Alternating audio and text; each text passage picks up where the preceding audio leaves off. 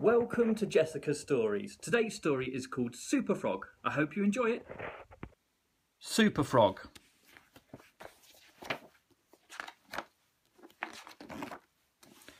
It was a day like any other in Pond City. Busy folk went about their business and lazy folk just lazed around. The old folk sat in the shade and the tiny tots were in tadpole school. Little Frank, the frog, was just being lazy. The sun warmed the water near the top of Pond City, and little Frank sat amongst the lilies and dangled his toes in the water. Yes, life was good in Pond City, in the daytime. But at night it was a very different place. Up from the deep dark depths and the muddy murk slithered slimy bug-eyed monsters of the night. They snapped their snappy jaws at little fish, they terrified tiddlers and tadpoles, and stole frog spawn and newt's eggs. The folk of Pond City lived in fear of these nighttime visits from the depths. Then one night, the creeps from down below went too far. They frightened little Frank's granny, and they stole some frog spawn she was babysitting. "Enough is enough!" cried little Frank. He swam to the top of the pond and breathed in great mouthfuls of cool moonlit air. He huffed and puffed himself up until he was big as possible. Then he dived down deep into the dark of the watery underworld.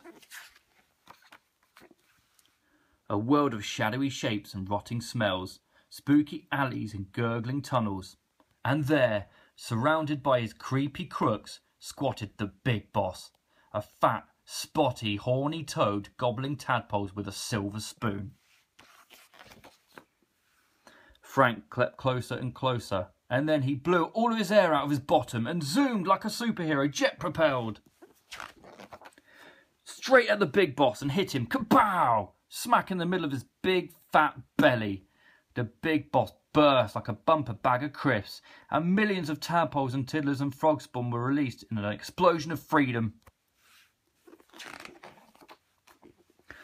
"Follow me!" cried Frank. And they all escaped along the dark runnels and tunnels of the slimy underworld. When the cowardly crooks saw the big boss was no more, they hopped it.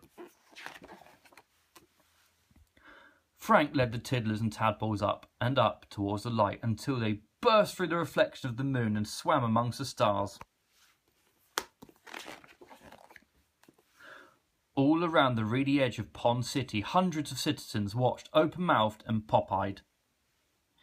Then they began to clap and cheer and sing, "SUPERFROG, SUPERFROG, you're our superhero!"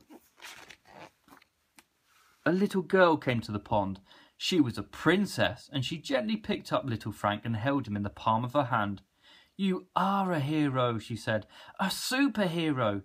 But she didn't kiss him, in case he turned into a boring prince. The end.